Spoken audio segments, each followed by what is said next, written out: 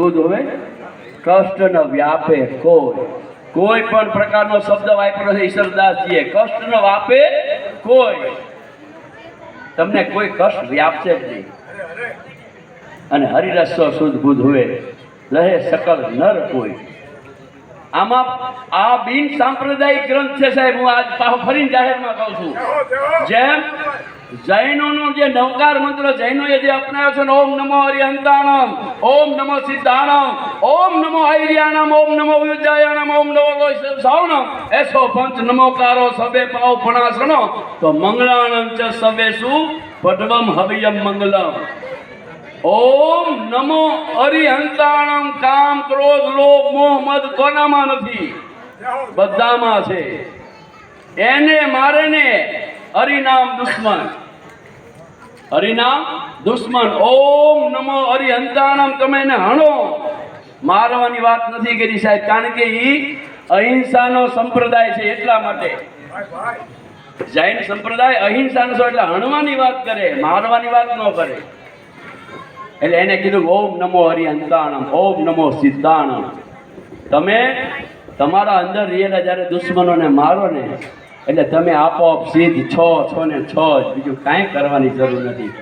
જેમ એમ બિન સાંપ્રદાયિક નવકાર મંત્ર છે ને, એમ આ હરિરસ ગ્રંથ ચારણ મહાત્માનો જે લખેલો છે ને, એ પણ જેને કહેવાય ને બિન સાંપ્રદાયિક. આમાં કેવળ ને કેવળ ખાણી ચાર ઘોયણ ધરા અનજીણ દીન જાય જાત.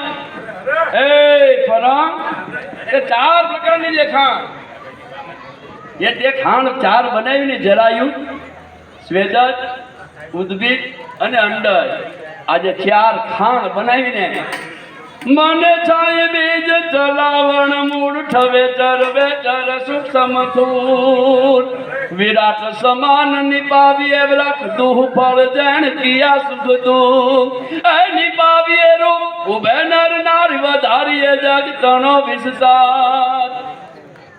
હે પરમ, જેથી તને ઈચ્છા થઈ ઘોર નિંદ્રાની માલિપાતું હતો, ઘોર નિંદ્રાની માલિપાતું હતો, એના માટે મારે તમારે દુર્ગા સપ્તસતી એટલે ચંડી પાઠને સમજવો પડે. અને એ ચંડી પાઠની અંદર જાઓ ત્યારે ભગવાન શિવ એમ કહેતા હોય બધા દેવતાઓને લઈ, દેવિદમ ભક્ત સુલભે સર્વ કાર્ય વિદાયિની કલોહિ કાર્ય સિદ્ધ્યર્થમ ઉપાય બૃહ્યત્રત સુણદેવ પ્રવક્ષ્યામિ કલો સર્વશેષ સાધનમ મયા તવેવ શ્રેણ અંબા સ્તુતિ પ્રકાશિતે. હે શિવ, જો તમારા દેવતાઓને જેને કહેવાય તમારા લોકની માલિકા સ્થિર રહેવું હોય કે 72 કરોડા મહાબળિયા જેન મળિયા ભાર થઈ અને સમે દુંદર દોડ ધ્રુજર ગોપી અંબાગાર છે પ્રગટ જડબટ અને હોત શક્તિ કરોડ વડે. આ જ્યારે શક્તિ પ્રગટ થાય 72 કરોડ પ્રકારના રાક્ષસો આવ્યા હતા, અને એની સામે શિવ, બ્રહ્મા, વિષ્ણુ, ઇન્દ્ર, વરુણ આ બધા થાકી ગયા હતા અને હંતાવા મનાણા તાવો દુર્ગા સપ્તસતી કહે છે સાહેબ. ત્યારે શિવે આગેવાની લઈ અને શિવે કીધું હાલો હવે આપણે જાય. દેવ પડે જેની દુઃખમાં અને પછી પરમ શું કરે પોકાર, પછી વિષ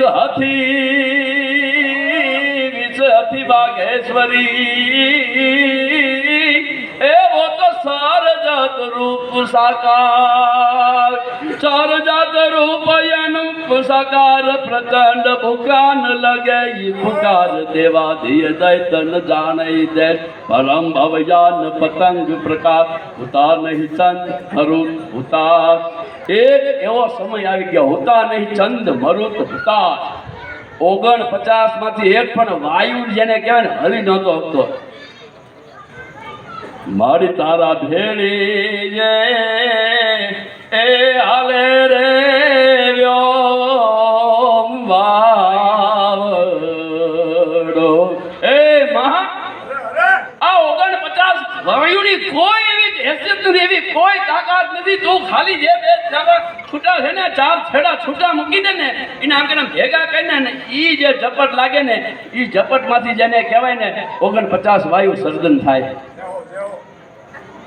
અહીંયા શક્તિ ઉપાસના વાળા બેઠા છે એટલે નહીં, પણ વિષ્ણુ કાંઈ નથી કરી કે સાહેબ અભણ છું, પણ તમને મારી રીતે થોડુંક સમજાવવાની વાત કરું. તમે મીંડાવાળો સ કરી, મીંડાવાળો સ કરી અને વ કરો ને એટલે સૌ થાય. અહીંયા જે સંસ્કૃતના વિદ્વાન હોય ને એના અભણનું લેસન જરાક આમ સાચું હોય તો ખરો કરી દીધો લીટો. મીંડાવાળો સ કરીને વ કરો એટલે સૌના મળદું, પણ જામ રસોઈ લાગે ને એટલે શિવ. એકલો કક્કો કાંઈ ન કરી શકે, કક્કો એટલે શિવ. પણ આપણે ભણતા ત્યારે આપણને ખ્યાલ નહોતો. બાર ખડી જ્યાં સુધી બહાર ઊભી રહે ને ત્યાં સુધી શિવ કાંઈ નથી કરી શકતા સાહેબ. ત્યાં સુધી સમાધિ, આંખો બંધ કરીને બેસી જાય, જગતનું જે થવું એ થાય. પણ એ જ્યાં આવે અને આવીને જ્યાં આમ કે આમ સહેજ ચાંદર થાય